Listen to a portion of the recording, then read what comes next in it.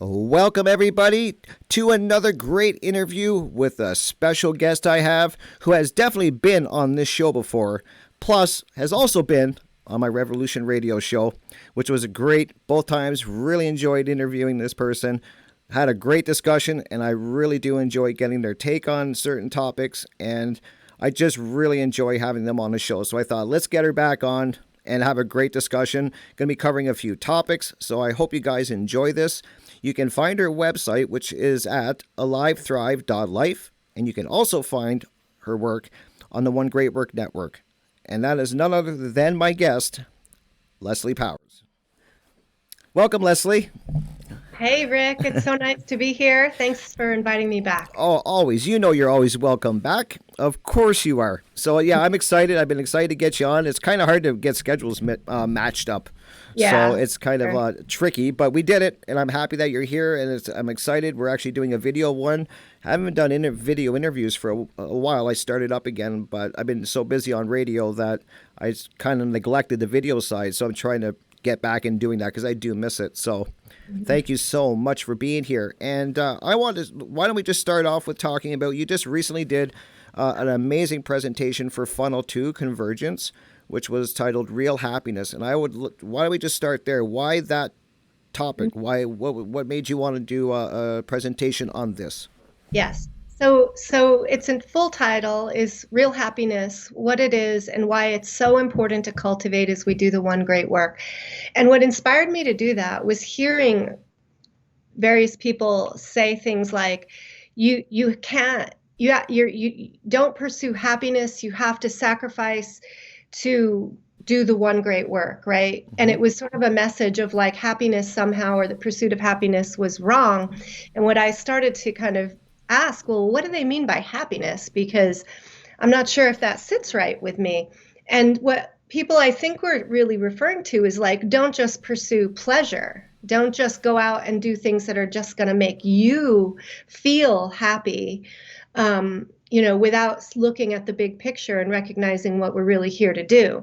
And so I started to explore and research, what the various mystery traditions and, esoteric philosophies say about happiness, what it is and how do you get it. And what I found repeatedly over and over again, that each tradition made reference to being in alignment with cosmic principles, with being in alignment with nature. And I was like, oh, okay, this resonates with me. Right. Because, my thought is that we all have an internal drive for what we call happiness, for something that motivates us in our spirit to make a mark in the world or interact in the world. And yes, it does include pleasure. Pleasure is sort of a built-in part of our system that gives us feedback about whether something is safe or unsafe, Right. And we would hope, right, that whether it's good or whether it's bad. And unfortunately, though, a lot of that natural process has gotten interfered with and hijacked, and people have started to equate pleasure-seeking activities and, short-term gratification with happiness. Right. So what I've found as I started to do this deeper study was that that's not what happiness really is at all.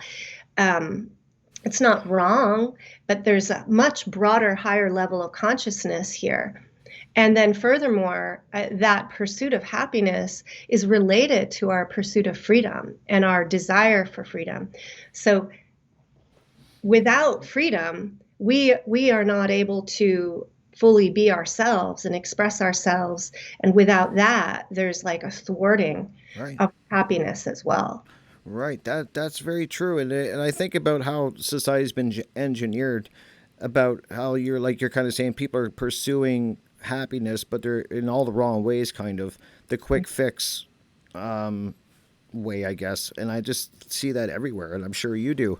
And it's really true that people are definitely searching but not doing it just bothers me, Leslie, because it's the way that the social engineers have engineered this world.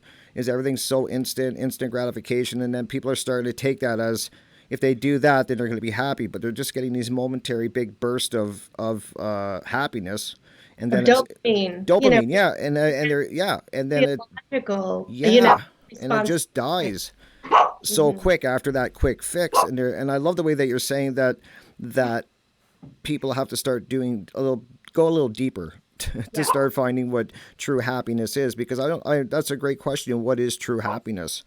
Sorry about my dog in the That's background. not a problem. I love puppies. She's a little being obnoxious. And I think that we we are given we're given focus that's off track right from the Right. start, right? Hmm. In terms of the emphasis for children on obeying authority, right, and losing touch with their own internal rhythms and own internal feedback loop, Hmm. right, and creative energies being of children being shut down in Right. order to be compliant, to be um, in sync, with the teacher's classroom order or Hmm. whatever it might be. And even as parents, there's a lot of focus on compliance and uh, being not being oppositional in any way, right? Yep. That I think from the start sort of puts the energy in the wrong place, where we're we're blocking, we're thwarting that inner drive that's in every child to express and explore and be original and be Yep. themselves, in some way. So there's lots of societal influences that confuse our systems and confuse children right from the start, including social media and all the That's a big electronic. one. Yeah. Mhm. Yeah. Yeah. Social media is one I've been looking at a lot, and I'm thinking, what are we going to see in the future, like as this get, because it's such a, I think it can be a good thing, but it's very toxic too. And so I think, and I think about what you're saying about when you're younger, like when I was growing up, there was no internet, there wasn't anything like this, and it was rough enough, just with being around friends and on a telephone. And now it's so much more people, with the internet and with technology and Facebook and that, it's to a whole new level. So I really wonder, like you were saying, technology. I think that's a big one, and I'm just wondering where that's going to lead as we go, because it's very toxic in a lot of ways. And so I think that will really confuse a lot of. And I see people younger and younger on phones and tablets and that, so they're being introduced to it to a very young age. So Yeah, I think it's one of those double-edged swords, and it's not that technology is bad. right, It's not that really any particular thing is bad. It's our relationship to it and our consciousness about it. And I think there's also an element of balance. So the idea of, how do we find happiness, I perceive it as a holistic process and a holistic practice. And that holistic approach involves consciousness, it involves a balance. And so if we are going to be, interacting with technology, we want to do it in a way that is filled with balance. So right, of content that we receive or that we maybe expose our children to, that there's a conversation, an opportunity to think about it and reflect on it. So that means there needs to be downtime away from it. And our world has become so fast paced for sure. and so nonstop go, go, go, go that it's almost addictive that, young people, any of us really, when we have downtime, we may feel a little bit like, what do we do? There's a vacuum there, and we often fill it by, picking up the phone Hmm. and scrolling or watching a movie or, getting on TV or talking to someone. We're always looking for stimulation. And if we don't have that balanced by inner time, inner reflection, meditation, walks in nature, time when we're able to sort of settle our nervous system and listen and hear the wisdom from within us. And that's not taught in school. That's not talked For about sure. in the mainstream, is that when we are still and in connection with ourselves, and I would say with nature in its natural form of being connected with our feet in the grass, with feeling the sun in our body, coming down on our skin, that we, when we're in that state, that we and are observing and noticing, that we get wisdom, and that's a really important part of how we find ourself and our path Hmm. and our balance and our happiness. Very true. Very true. I just think about all the time I do spend out in nature now, it's amazing. It really is. And actually getting your feet and like I never knew what that was called. Like I always took my like would go barefoot and stuff in my yard, and I never somebody said, "Oh, so you're grounding." And I was like, grounding. What I didn't ever heard the term before. I was just doing it, and it felt great, and it was really Yeah. an amazing thing to do when I started doing it. So it just makes me think of that because somebody told me the word grounding, and I was like, I never heard of that before. It makes sense, and Yeah. yeah, I wish more people would do it. Yeah. I think another word for that could be earthing. And there's a book, Yep, yep, and some research around the effects of putting your bare skin on the earth. right. and and there are actual physiological effects that are good for our bodies and our nervous systems. And grounding, so it's earthing is an element of grounding, and Yep, grounding can happen through physical connection to nature, but also we can use our minds to ground. So we can imagine that we have roots coming out of our feet into the ground. We can stomp our feet on the earth, on the ground, and we can be aware that we are a body connected to, an earth. right. Um, Very, Grounding. very true. Yeah, Mhm. and it's so powerful when you do start doing it. And Yeah. I think that like so that's what I wanted to kind of touch on you with. Like, do you think like do you think most people are happy in the world, like truly happy, or do you think that most people are going through the motions of being happy, or think they're happy and but not truly? And I know it's kind of a weird question, but I always wonder that. Like when I talk to people, even in person, I'm always somewhere in my mind I'm thinking, I wonder if they're truly happy. Yeah. Deep, deep, deep down. When you look in the mirror, can you look in yourself in the mirror and say, I love me, I like me, I'm happy where I am. And Yeah. I don't think so, honestly. I don't either. There's like epidemics right now of anxiety Hmm. in people, even people who are functioning, at so-called high levels, in their work or whatever. And it takes a toll, and performances start to slide, and people are so insecure about themselves. So you look at, the ads and the way that cosmetics and clothes and filters on social media are so rampant. Hmm. It's really about people not being at peace with themselves in their natural form, and seeking something else, seeking a change of some sort that's external.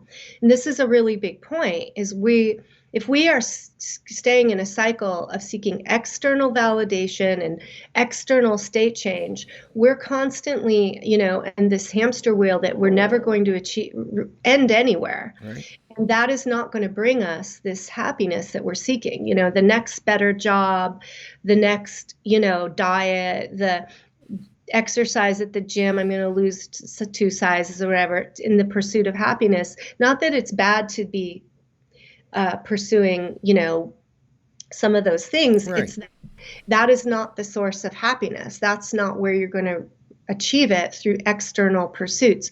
It's about the internal journey. Happiness is an inside job, and it's about finding peace and self-love, peace with oneself, and self-love and acceptance, including our darkness, including the things we're embarrassed about, the things we're ashamed of. So if we have, something that when we look at ourselves in the mirror and we don't like it, it's working on finding acceptance and peace with ourselves, and possibly working on improvement, of that thing. So Right. it could be that we are working on, eating healthy and exercise, but not necessarily for the purpose of like changing our physical appearance, although that's all okay too. It's about knowing that we have this magnificent body Right. that is like a miracle of how complex and amazing it works, that we take for granted and that we don't even understand how to use this technology that we have. And mainstream habits destroy our body, Yes. honestly.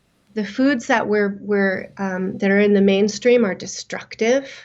The additives are destructive, and the habits that of exercise or lack of exercise and excessive sitting that come from most jobs, are destructive.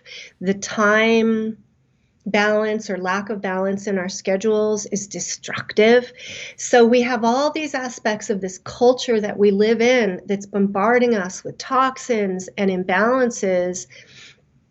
And so, how do we get a grip on that? How do we get back the control over our Right. lives and the control over our bodies so that we first, can come back to our pure like potential if we eat pure food, That's a green big one. Yeah.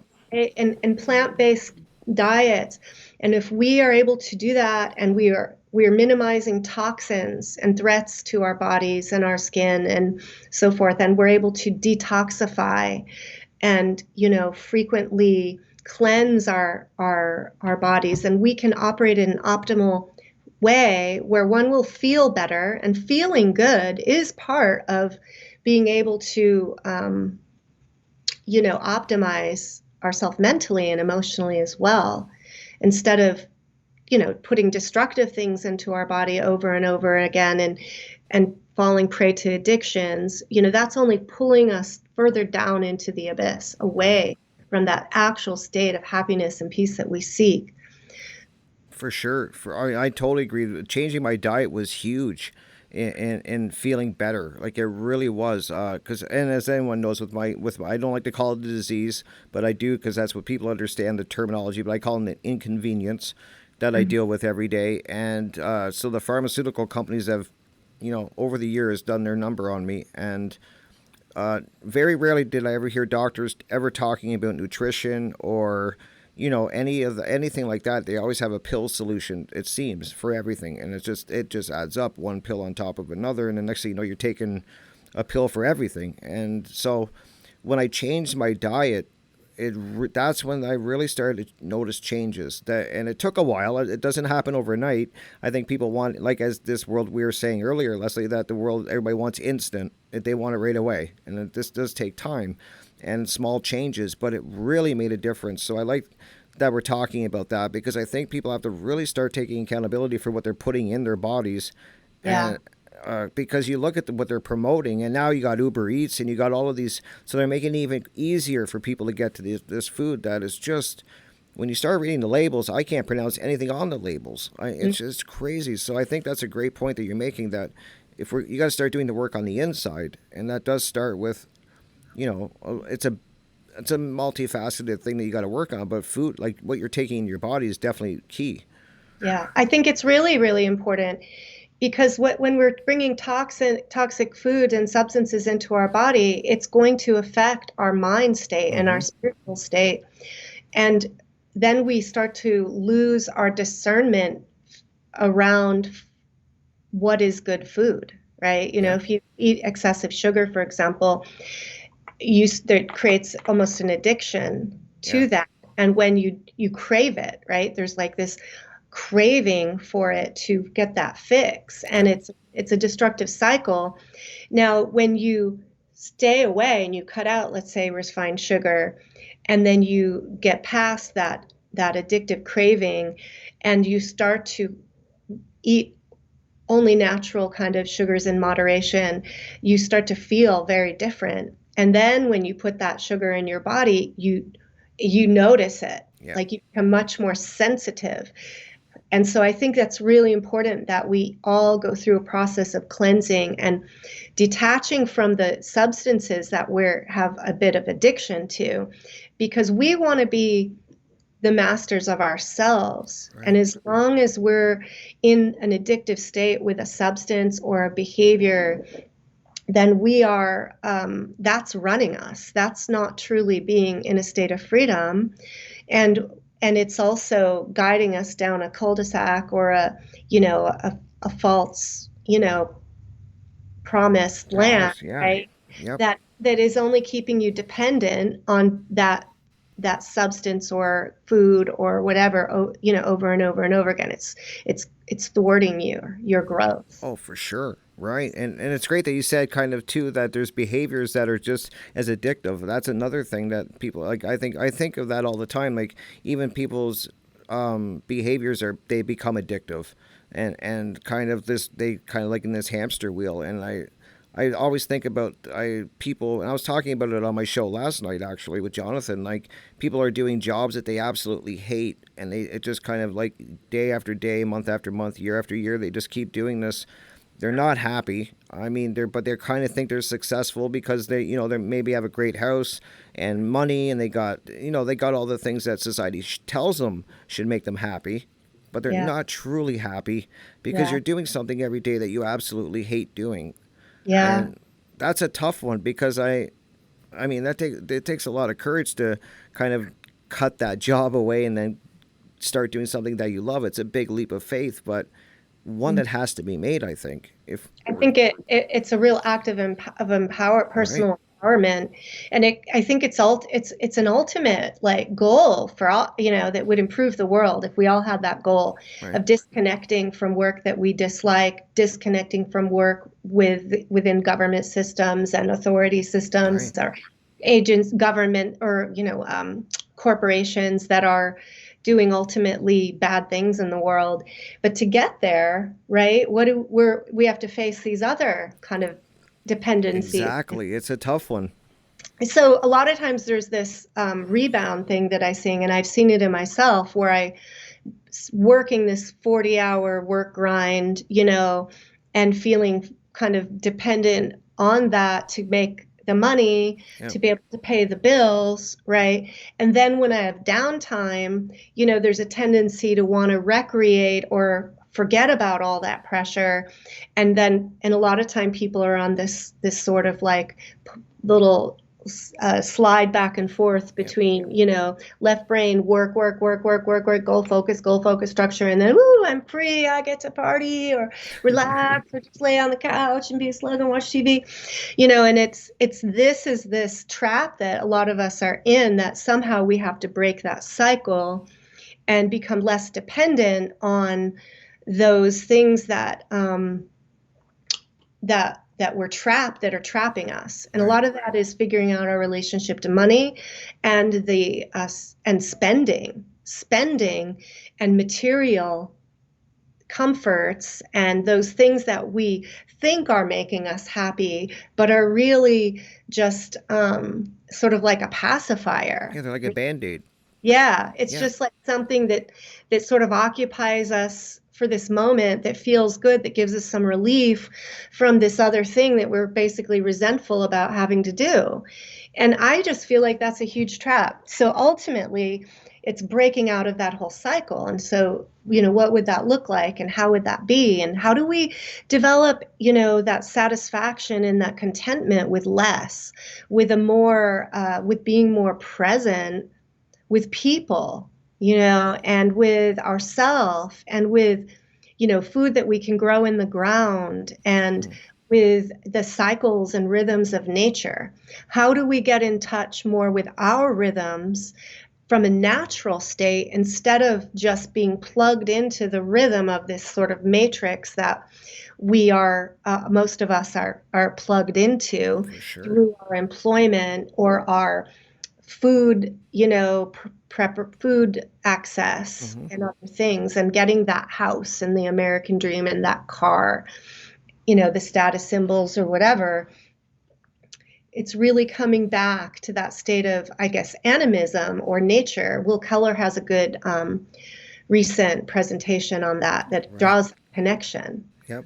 Yep. It's so true. And I think about I think about it a lot. I really do because I always think like if somebody because I know people work massive hours to get all these things that they think that they want and they say, well, how can I if I don't have a job, how am I going to do all like pay my bills? How am I going to do anything? I need to have money. That's what everybody tells me. And I'm thinking, do you have great advice? Like, can you do with less? Like, do you have to have all of these latest things, the latest gadgets and all of this latest stuff? Do you need a house that big? Like, and you can just go down the list. And I also think to myself, now, what if if you didn't have this job where you're working 40 or 50 hours a week and you took that time to invest in yourself and in doing something that you love and that makes you truly, truly happy? And so you're not putting all your time into a job that you hate. You're putting all your time into working on yourself and then doing something that you love. That would be so amazing. Yeah. And I think what we have to learn how to work together and come together and create a different economic structure, For right? sure. In order for more people to be free to do that. And I think it's very possible.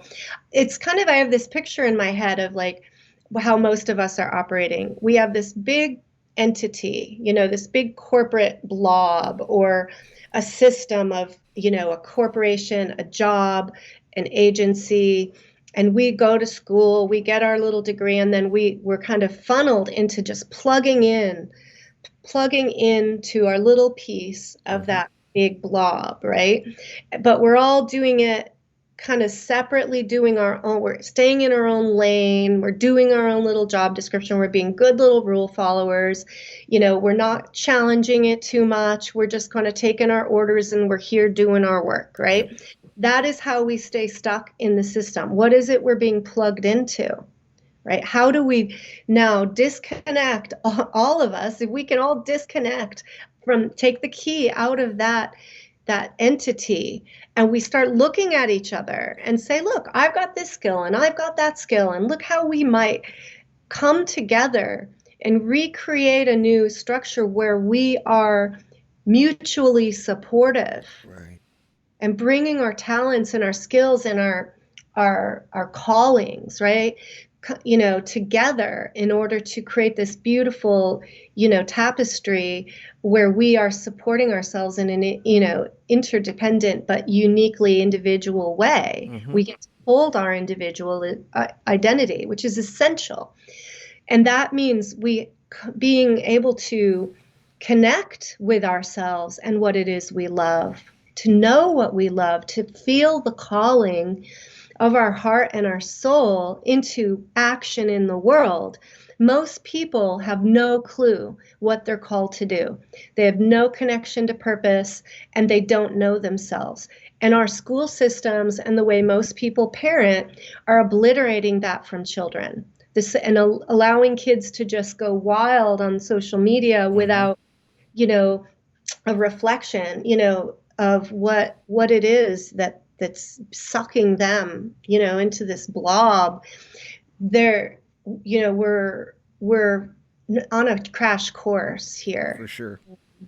And I've said that too, that this is going to turn bad if we don't kind of change things and start doing the work on ourselves. And so definitely I'm thinking of and I've talked to people about this too with children. And I think that, Leslie, is where we're going to see the biggest difference. I think once parents start learning about natural law, they start learning about principles and objective morality, and it all comes together and they can teach that to their kids, is where we're going to see the change. I think that maybe the older generation, we can, there's going to be change in some of them. I truly believe that. But I think that a lot of people are stuck in their ways. So it's going to be a lot tougher. So I think that if we can start educating parents and then they can pass that on to their children, that Yeah. eventually that's going to, where the change, I think that's where the change is going to happen. I really do. And do you think parents right now are failing their children? I think so. Majority are, and most people are parenting unconsciously, and they're Very true. parenting. What do most people have to base their parenting on? Their own experience, which was either they're going to embrace aspects of it or they're going to rebel against aspects of it, or both, Mm-hmm. right? And then, you go into, and then what do most parents do? They trust the system to educate their children. Mm-hmm. They put their kids into public schools. They allow, their kids to watch commercials or to watch, mainstream TV shows and things like that. And without really having the dialogue or the deeper impact on what is right or wrong or what's morality or what's going on. It's more used a lot as a babysitter because most parents have two incomes. Yep. Have both mom and dad having to work, or they're not together because over 50% of parents are divorced. Yeah, that's scary.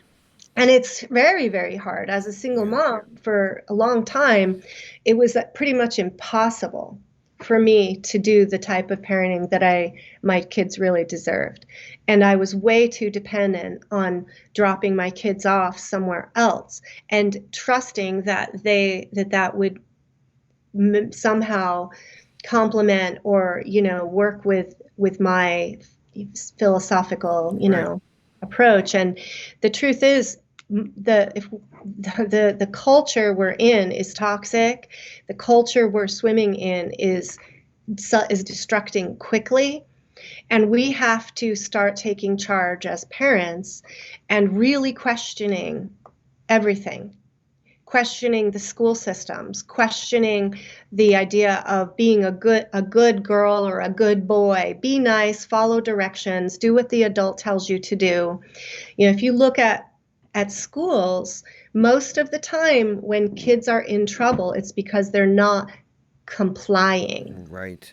Because they're saying, no, I don't want to do that. I don't want to sit down in the circle now. I don't want to sit and do this homework for an hour now, and parents have a lot of pressure to have their kids comply, or you get a phone call, or you have to go to a meeting, and there's all sorts of things. So what's the focus really? Is it on kids developing their sense of self and their own discernment, their own critical thinking skills?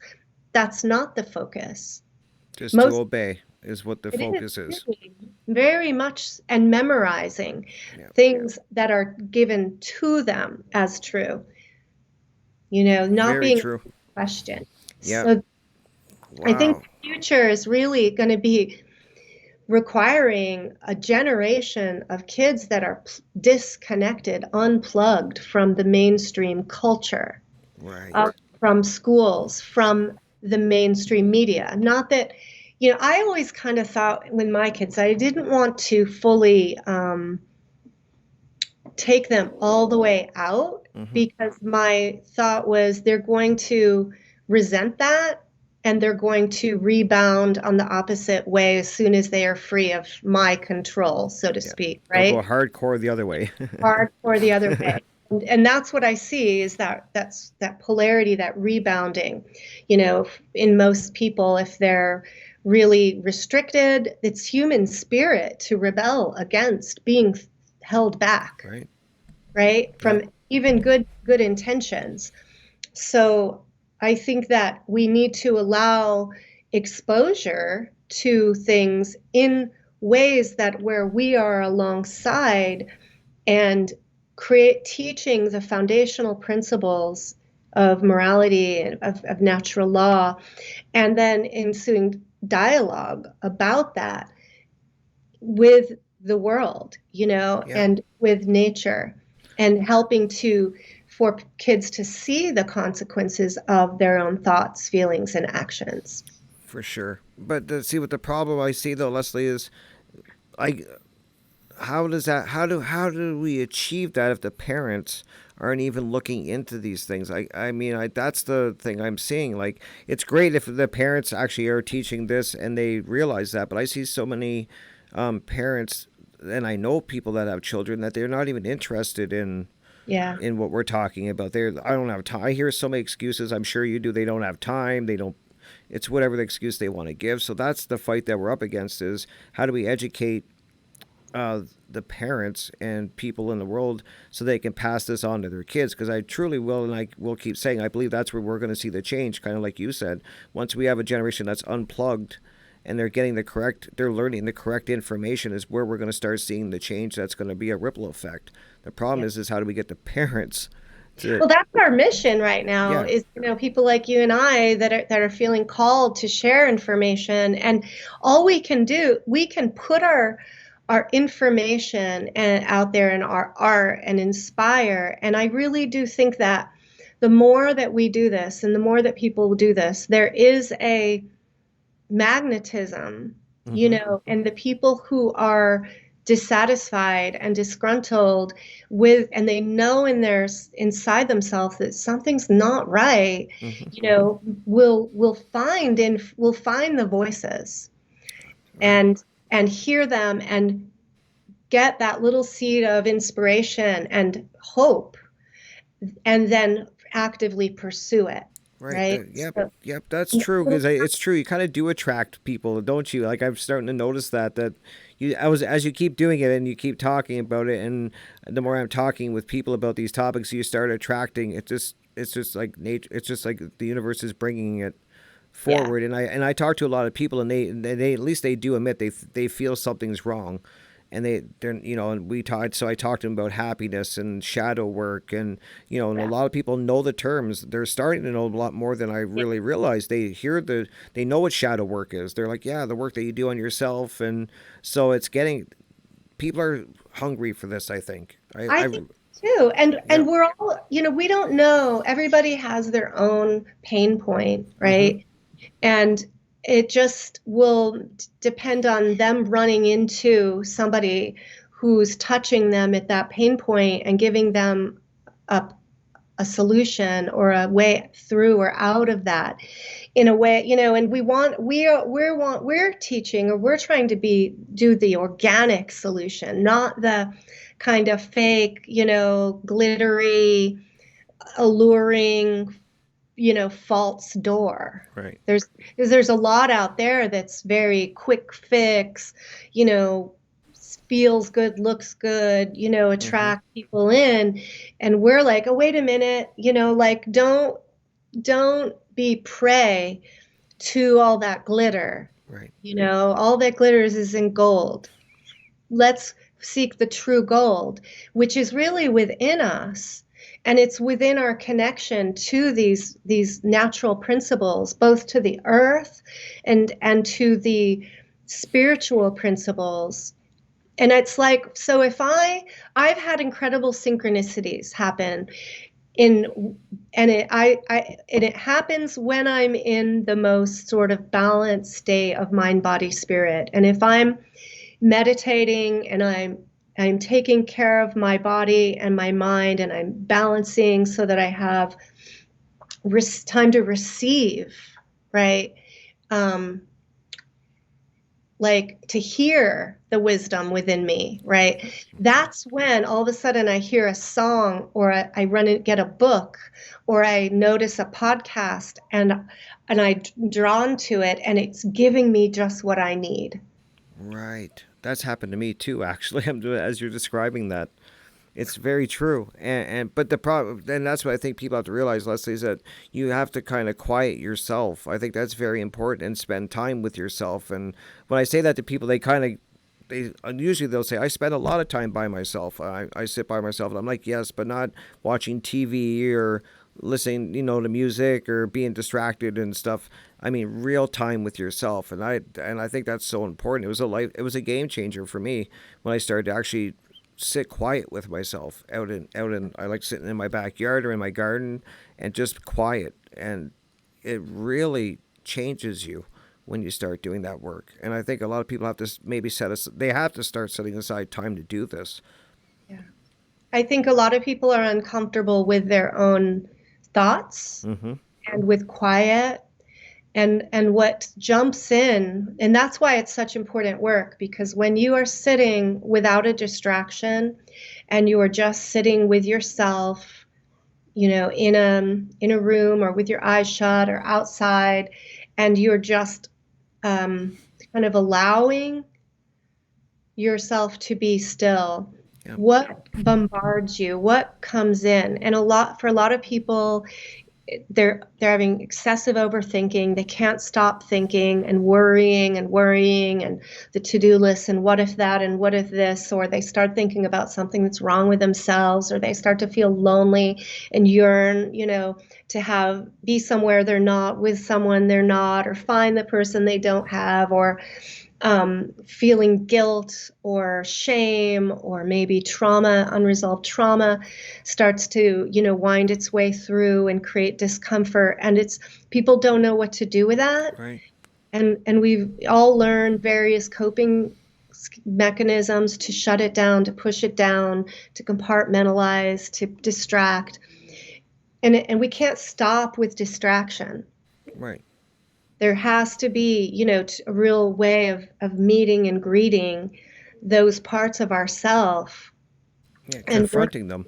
in a deeper Yep. way, right? To get to a place where you can sit in peace and It's and hard work. It is. yeah, I know I do it. I do it every. I try to do it every day, and I pretty much always do. I always try to take a little bit of time to sit with myself and just really quiet. I kind of look forward to it now. It's something that I gotten really to enjoy. But there is moments. It's rough, like when you start really being honest with yourself. And I think, as you said, like a lot of people, that's why they run to the distractions. They don't want to deal with these things, and the only way you're going to get out of it is by confronting them. yeah. It's really And important. feeling feelings, noticing Hmm. yourself and your patterns, noticing your patterns in relationship, learning skills, expanding your toolbox of skills so that you're conscious and deliberate about when you pull up a coping skill, and that it's related to your goals and your sense of purpose in the world. And our sense of purpose inevitably needs to be connected to our relationship to other people, to humanity, to nature, to the world. Right. Because if one person's suffering, everyone else is suffering. Hmm. We can put ourselves in a bubble and just think like, okay, I've got everything I need to be happy. I don't need to worry. I can't do anything about the people over there in Iran or wherever. Right. I'm just going to focus on, me, and I've got the resources. So I'm going to go here and I'm going to go here and do that. But it becomes this way of creating a denial system. And we can, the world right now is in a destructive mode. For Okay. sure. And Yes. if we put our blinders onto that, then it will continue its destructive mode. If you're in a place where you can do something, do it. Do something to help and bring light and shine light to what's going on in the world, and help your fellow human being to get inspiration and skill and awareness, and open their eyes so that we can see our internal power and how we can work together to create a better world. I think it's really essential. I agree. I agree. And It, that's so powerful what you're saying. Like start, like I'm always trying to find ways I can help too. Like I'm really big now, and I've told you this off air, that I'm really big into kind of like in my community right now. I'm trying to kind of reach out and get to know the people in my community, and set up. I'm setting up a meeting where we're going to meet once a month, and I'm really trying to focus, like as you're saying, is getting out and making a difference in the best I can in around me, and yeah, kind of yeah, meeting similar-minded people, and yeah. helping each other. And I think I've met so many cool people just doing that. It's people I truly believe, Leslie, that people feel the need for this. They see the world's messed up. They really do. So when you start talking about community and helping each other, it starts attracting more people. It's really neat what's going on actually around me. And the community building is really beautiful It's in amazing. people can are aligned on principles and care, Hmm. and working at multiple levels, on the local level to meet people that have similar goals and desires, and working together with your resources to do something, right? Just do something. And then as you know, we are putting out content on the internet in a positive use of the technology to counterbalance a lot of Right. Yep. negative stuff that's out there, so that people can hopefully find it and be drawn into this larger community. For sure. Yeah. There's Go ahead. Sorry. The holistic approach involves mind, body, spirit, thought, feeling, action. There's a trinity here. And so when we're looking at improving ourselves, we want to look in the domain of the trinity, our mental, which includes our thoughts, our emotions, our intuition, the vibration that we're kind of operating at through our mental state, our physical, about how we're taking care of these beautiful machines that we have, Right. right? This body, even even with imperfection, it's amazing. And how we can be kind to it, to our bodies, Right. and Yep. nurture our bodies to be as optimal as possible, which will then connect to our thoughts. We want to have good food, pure water. There's a lot out there on water, the quality of water being really important, that we're detoxifying as well, that we're allowing our bodies to move through movement and through being attuned to our physical rhythms.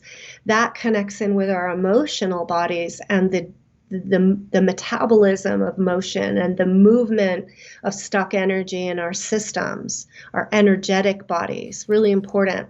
And spiritually, that we're ultimately coming from a place of love and resonating and aligning with natural principles, which are spiritual. Right. They are. And we're living in equanimity with an equanimous sort of point of view, where we're able to witness ourselves and the world and the patterns that then allows our mental strength to be bigger, to be stronger. Right. Um, Very true, and it is a trinity. That's important. I think people have to realize that. Like I was saying earlier, it all kind of works together. And if one part's not working properly, that's kind of like everything gets thrown off. So that's so important. And it's great that you said like about our bodies, because they are amazing. I really, and it does, and I know I got my share of physical problems, that's for sure. But it still fascinates me that how much I can do, even with the problems I do have. I'm a little slower, can't do everything I want to do, but it's still incredible. yeah, How amazing our bodies are, and especially when you start taking care of them, yeah. with your food and what you're putting into your body, and then working on yourself and doing your shadow work, it really starts to come together.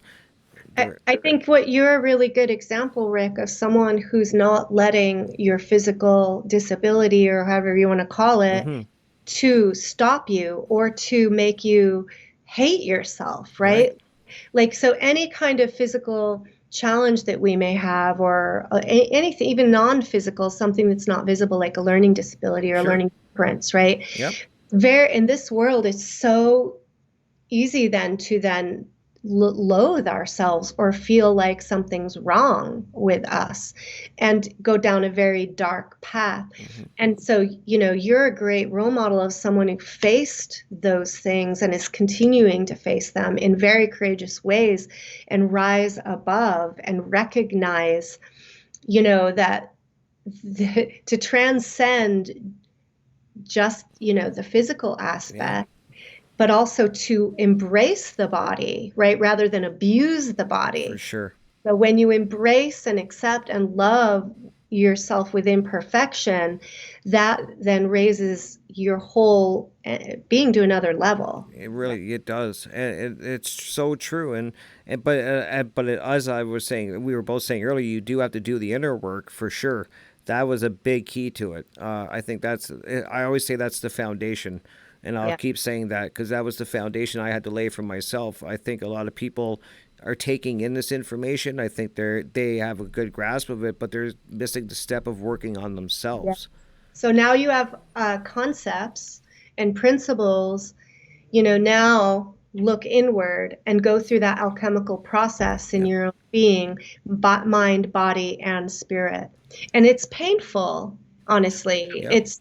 It brings up all sorts of unpleasant emotions. And it's like opening, like Crypt Rick, you're opening Yep.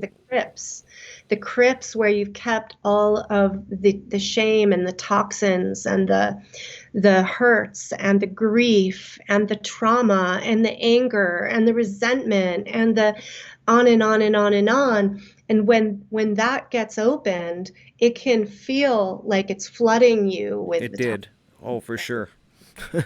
It really did. And I had its moments. There's rough moments, and it's crazy how I still, the more you dig and dig and dig, you start to really get like you don't realize how much stuff you're burying down and pushing down and hiding, and then when you start uncovering it, and then you finding the origins of it. That's what have been a very fascinating part to me. Is I'm always curious why people believe what they do, why they act the way they do, why they think the way they do. And so when you start doing the work on yourself, you start to realize that a lot of these things have been there from a very young age, kind of like on autopilot. Like it's like a Yeah, repeat. And yeah. I think a lot of people are stuck in that. They're hanging on to this, but not really realizing where it comes from. It's I hope I'm explaining it right. It's a hard thing to explain. Yeah, and I think, that it's the fear of the pain and the Mhm. overwhelm, and people are afraid they're not going to be able to hold themselves together through it, that deters people from doing it at all. And I just want to say that there are ways. Some people are willing to just like dive in head first and just like swim in hell for a bit to get through to the other side, and that's one way to do it, but it's not the only way to Not do the it. only way. Yep. And sometimes in we have to be able to function in this, external world, where, the world we're in terms of, the jobs we have to go to, and we got kids to feed and all this, we have to keep functioning. And so there's a certain, like, I don't, people are having a harder time diving into the full, so to speak, detox. Now, I want to say there are ways that you can do it more gradually. So, like Dr. Andrew Kaufman has a program called the Alchemical Detox. If you listen to his work, he talks very much about, how to prepare our bodies and detoxify our bodies and maintain our body's health. But he says, you can do the detox without having a lot of the rebound detox symptoms, right? So if Okay. anyone's on a physical detox and you do it all at once, a lot of times you get the healing crisis, Yep. which is a lot of symptoms. So if you can't afford to get hit in the face quite that intensely, Yep. then there are ways to do a physical detox without it being so extreme. So then you seek knowledge from someone like Andrew Kaufman.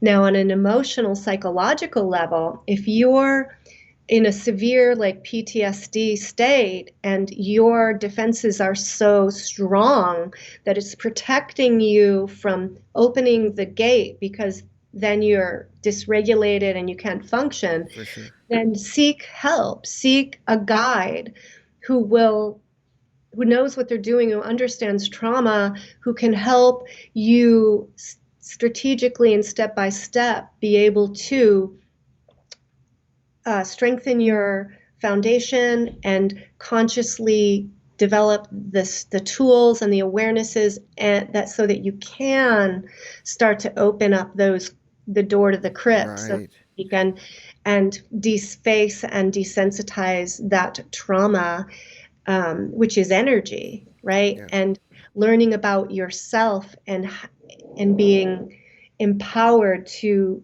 be your own healer, so to speak. That's so great advice too. I mean, it's true. Like not everybody. It's going to be different for everybody. That's a great. So that's great advice. Like Yeah, when I think about that, some people can't just spill it all out, and then some people and everybody's traumas are bigger. It's and we were talking about that last time you were on the show actually about big traumas and little traumas. Some people have a lot more trauma than others. So it's going to be very individual. I think of how you go about doing the work on yourself.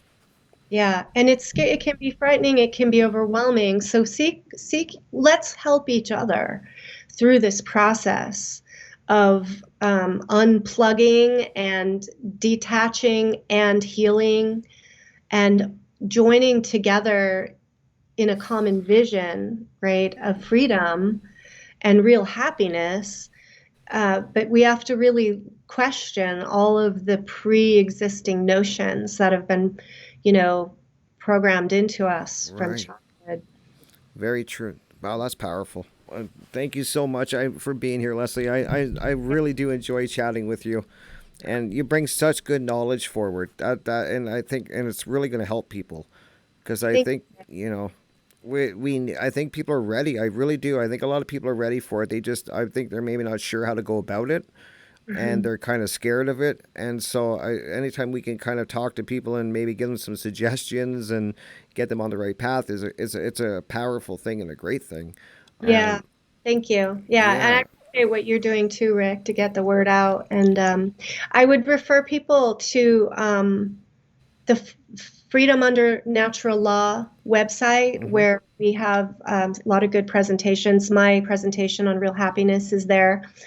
And I have a website, alivethrive.life, and I'm also on the One Great Work network. I haven't gotten all my stuff up on sites yet, working on it. been busy. Yeah, it's very, very busy. But fun, it has some great stuff, and I really encourage people to just open your minds and seek knowledge and truth, and really recognize your rights and seek the understanding of natural law and how you Yes. apply it in your life. Yeah, and your own strength. Like people have to realize how powerful they really are. Yeah, That's another thing I like to tell people. You're so powerful. They don't want you to realize that, but you really are. we're And creators, oh, for right? sure.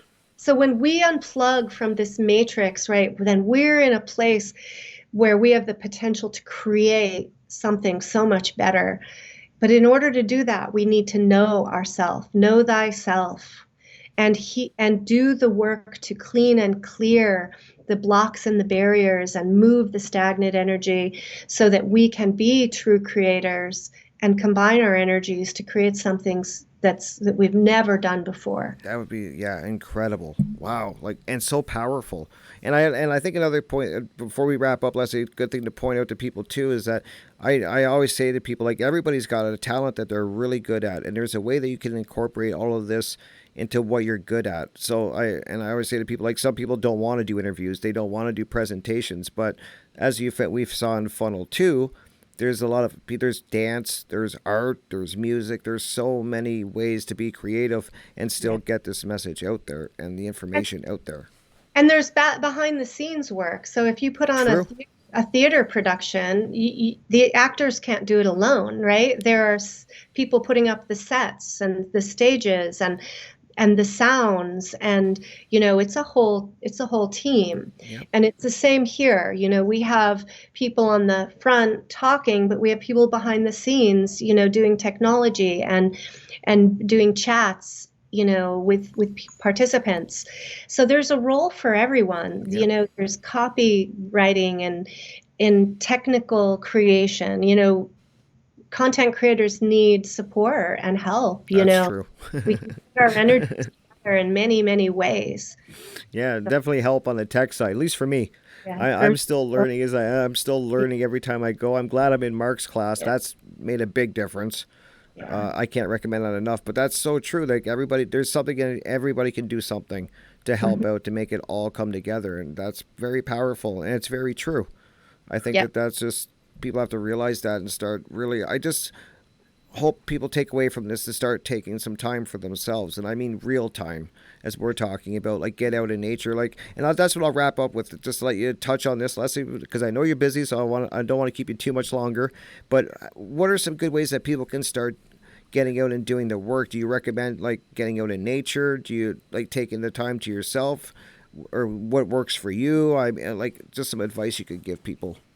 I think developing a daily rituals, essentially, where you are spending time every day in some stillness, doing self-reflection, grounding yourself into your body, into your senses, and opening yourself up to intuitive space, which so meditation practices, mindfulness practices. I also think that a daily connection with nature is essential, whether that's a leisurely walk without headphones in and without Exactly. sorts of like distractions, but walking in nature, really observing the natural elements, the colors, the sounds. Sitting, if you sit long enough and you observe, you start to see things in a different way. You see rhythms, you see pictures in things, you For see sure. sorts of things that if you don't see when you're just looking quickly. Look, take a step from what you're doing, stand up, move your body, shake it off, check in on yourself. What does your body need? What does your mind need in this moment? um, Take steps, look at the clouds. Really start to have a relationship with your own Right. instrument and with what's happening around you.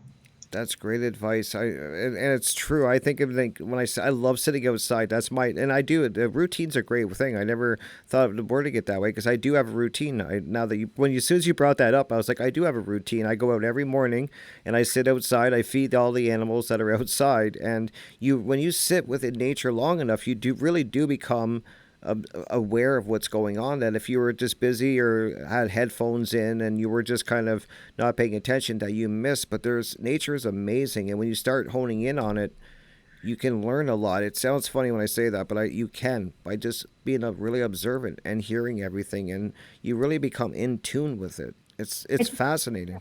I think you can get the answers to your problems, the Yep. answers to your questions through stillness in relationship to nature. Right. It doesn't all have to be by going to the doctor or looking for an expert, external to us. Again, let's start to cultivate our inner wisdom. Perfect. Well, thank you so much, Leslie, for joining me today. It was so great having you back on here. I really did look forward to this, and you're always welcome back. Thanks, Rick. Always, and I will make sure I put links to your website and to the One Great Work Network to Funnel. I'll have everything in the description so people can go and find all your amazing content. Sounds good. I appreciate that, Rick, so much. Until the next time. Till next time, have yourself a great day, Leslie. You too. All right, Bye. take care. Bye bye. Well, there we have it. What an amazing interview, guys. I really do enjoy having Leslie on. Like I said, I've had her on the radio show once on Revolution Radio. I had her on my Monday show, which is from 6 till 8 p.m. Eastern Standard Time, and that is in Studio A. And then don't forget, guys, I always forget to tell you guys, but I do have a show now, another 2 hour show that I am doing on Saturday evenings at Revolution Radio with my new co-host, Jonathan Wright, who most of you guys know. And if not, you can find his work under nothing. If you go to Nothing New Under the Sun .us, that's his website. You can also find him on the One Great Work Network, and he is my new co-host. We've done 3 or 4 shows now, and our shows are at Revolution Radio. They are on Saturday evenings from 6 to 8 p.m. Eastern Standard Time, and that's Studio B. So I always forget to let you guys know about that, and I'm really excited about the new show that I'm doing with Jonathan. We're having an amazing guest covering so many different topics, so I hope you guys tune in. Just go to freedomslips.com, and that'll bring you right to where you want to go. And I'll make sure I leave a link into the description too for you guys to find Revolution Radio. I'll have Leslie's links, as I mentioned at the end. I'll make sure you guys can find all of her work and at the One Great Work Network. So yeah, a lot of great information on this, guys. And I'm just really want to thank you, Leslie, for coming on once again. I always tell you that you're always welcome here to come and talk about anything that you would like to talk about. Definitely is a great website to go check out, AliveThrive.life. Just go check that out, and it'll be in the description, guys, and so much great information there. And there's so much great content, too, on the One Great Work Network. It's just incredible. There's like over 50 content creators there now, And so we're going to find somebody that you connect with if you go through the content creators on there, and you're going to find somebody that you actually connect with and find their information very valuable. And they're all doing an amazing job over there. I watch so many different shows from the One Great Work Network, and I've learned so much. So I just want to thank you guys, though, for joining me once again. It feels great to be back on video. And once again, thank you, Leslie, for coming and talking with me. Great stuff, guys. And I'm going to keep the videos coming now. Really slacked a little bit, but I was working on the presentation, which I am going to be uploading to the channel here. It is the my first presentation that I've ever done in my life. It was for Funnel 2, and it was on shadow work, breaking the chains of trauma. So I will upload that very soon to the channel here, so you guys can check that out. But you can also check it out in the link for the funnel. So it's either way, but I'm going to put it up here for you guys. And that was took up a lot of time. That was a learning curve for sure. I'm glad I did it. I had a great time doing it, and it was a great challenge that I'm glad that I faced and did. So definitely a learning curve for sure. So I'll make sure I put that. Lots of great guests I have lined up. I'm starting to do more video interviews now too. So I got that lined up. Radio's still going strong, so please check us out at Revolution Radio if you like audio. And what's kind of cool is for the Jonathan, the show I'm doing with Jonathan, the Crypt and Jonathan show that we're doing, as I said, on Saturday evenings, we're also going to be filming that in video. So that's pretty cool. That's new. That was Jonathan's idea, and he thought, if we're doing audio, why not do it video too? So that way we can have it both audio and video. So we've done that for the past 3 shows, which is really cool, actually. It was a great idea. I'm glad that we decided to do it that way. So if you go to his page, and I'll put a link in the description for you guys for that too, for nothingnewunderthesun.us. And if you go there, you can find links to all of Jonathan's platforms that he's got his information on. It'll show us, you'll be able to see the video format of our radio show that we've been doing. So that's pretty exciting. And maybe somewhere down the road, I'll do it on my Monday show. I'm really playing with the idea of that. I think that'd be kind of cool it's kind of cool to have a video format of a radio interview. So I'm thinking about it. I'm starting off doing it with Jonathan, and we're doing it for our show. And I think down the road, it's probably going to eventually get to the point where I'm going to be doing it on my Monday show that I do there. So exciting things are happening. I'm really happy to have you guys here. Thank you so much. I appreciate every one of you guys that come and check out my interviews and who are supporting me. It means the world to me, guys. Thank you so much. And I will be back with another great interview very shortly. So take care, guys. Take care of each other, and I'll see you very soon. Peace, guys.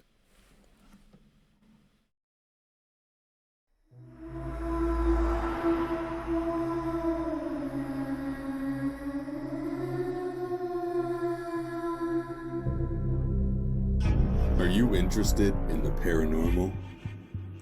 Murder mysteries, cryptocurrency, and thought-provoking interviews? Then check out Crypt Rick's I've Been Thinking on YouTube, or every Monday night at 6 p.m. Eastern Standard Time. Studio A at Revolution Radio, freedomslips.com. Welcome to the Crypt.